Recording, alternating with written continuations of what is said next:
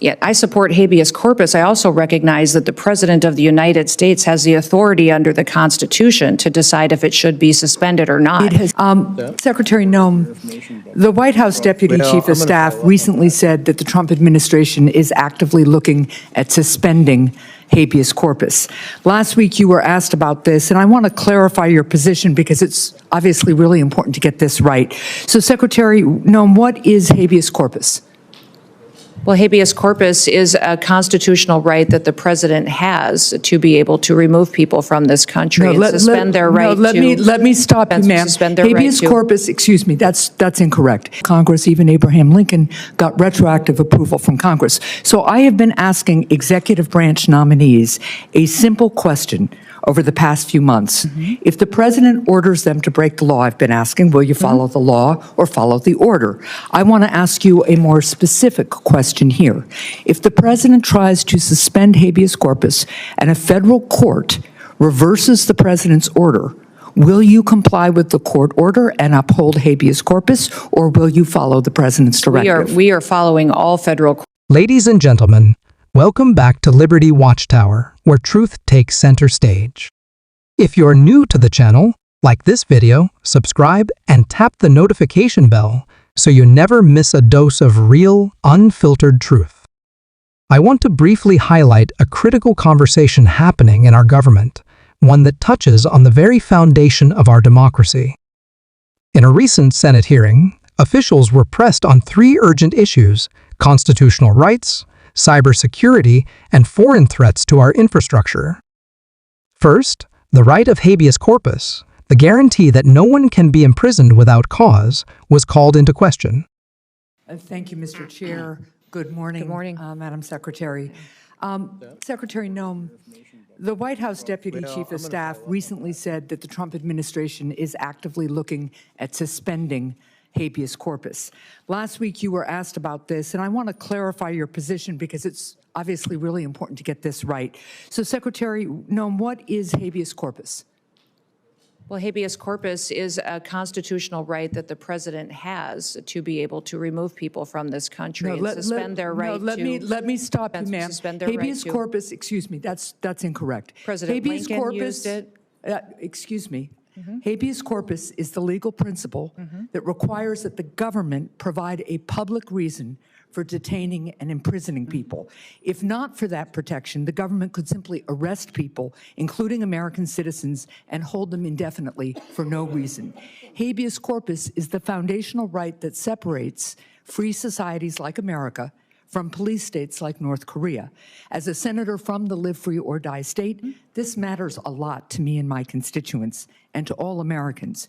So Secretary Gnome, do you support the core protection that habeas corpus provides, that the government must provide a public reason in order to detain and imprison someone? Yet I support habeas corpus. I also recognize that the President of the United States has the authority under the Constitution to decide if it should be suspended or not. It has never Let been, us be clear, though, it has that this never president, been done. It has never been done without approval of Congress. Even Abraham Lincoln got retroactive approval from Congress. So I have been asking executive branch nominees a simple question over the past few months. If the president orders them to break the law, I've been asking, will you follow the law or follow the order? I want to ask you a more specific question here. If the president tries to suspend habeas corpus and a federal court reverses the president's order, will you comply with the court order and uphold habeas corpus, or will you follow the president's directive? we are following all federal court orders and are complying with that, as is the president, and every decision that I make as well. That is obviously not true for anybody who reads the news. There are federal court orders right now, including returning somebody who was deported mistakenly. But to be clear, this is about a fundamental legal right that ensures that we live in a free society instead of a police state that would have a sham legal system like Russia or North Korea. So I'm glad that you have now committed to following court orders. I'm glad you believe in the basic freedom for Americans if ordered to do so by a court. And again, I want just to make clear that it is critically important that even if the president tries to suspend the right of people to know why they've been detained or imprisoned, If a federal court reverses that order, that you will follow that order, and I hope all members of the administration will, because it's obviously critical that some of the people, for instance, who've been deported by mistake, who didn't get due process, be returned in compliance with court orders. So now, let's move on to another issue. International criminal organizations target Americans with sophisticated cybercrime, including elaborate scams that robbed Americans of billions of dollars, with seniors in the United States losing $5 billion to scammers in 2024 alone. As artificial intelligence improves, so does the ability of criminals to deceive and defraud Americans. With this new technology, criminals can impersonate loved ones, develop advanced malware, or make more convincing phishing messages. How is DHS working to identify trends in illegal activity and ensure that new AI systems have safeguards in place to prevent their use in criminal activity?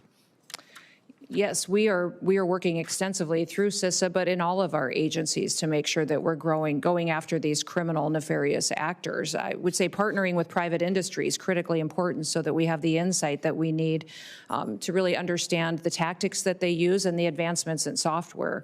The AI ability that they have to adjust and to supersede some of our systems is incredible. And so investing in those systems is important, but also having the knowledge and bringing everybody to the table and breaking down the silos between our agencies and our intelligence agencies is important, so we all have the information that we need to get. Well, and that gets me to one final point and question here, because Senator Peters began to ask about it.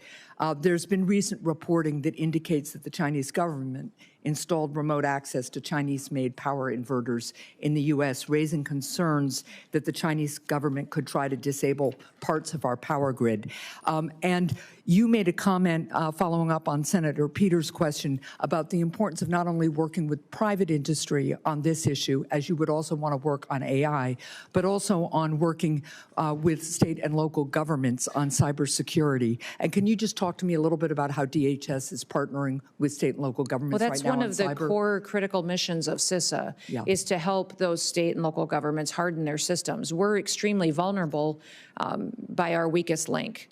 And so when you have a small state that doesn't have the resources it needs to invest in these security operations, then they're vulnerable to attacks and hacking attempts, and they can access our systems. If they have a contract or a system that interfaces with the federal system, it makes us vulnerable as well. So we are responsible for 10 of the 16 critical infrastructures under the Department of Homeland Security, and making sure that China can't come in and shut down our electrical grid, our water systems, things that people rely on every day for their day-to-day lives is very important. So that's why we need these kind of partnerships, is to make sure that we're secure all the way down to our smallest actor that participates. Well, I appreciate that, and I appreciate working more with you on that. Thank you. This right protects us from arbitrary government power, and any attempt to suspend it demands serious scrutiny. Second, the rise of AI-driven cybercrime is putting Americans, especially seniors, at risk. Criminals are using artificial intelligence to scam, impersonate, and steal billions of dollars. We need stronger defenses and better coordination across agencies. And third, there are growing concerns that foreign technology, particularly from China, may be embedded in our power systems, potentially giving adversaries remote access to critical infrastructure. These aren't abstract issues, they're real threats that challenge our security and our values. And how we respond will shape the future of our country.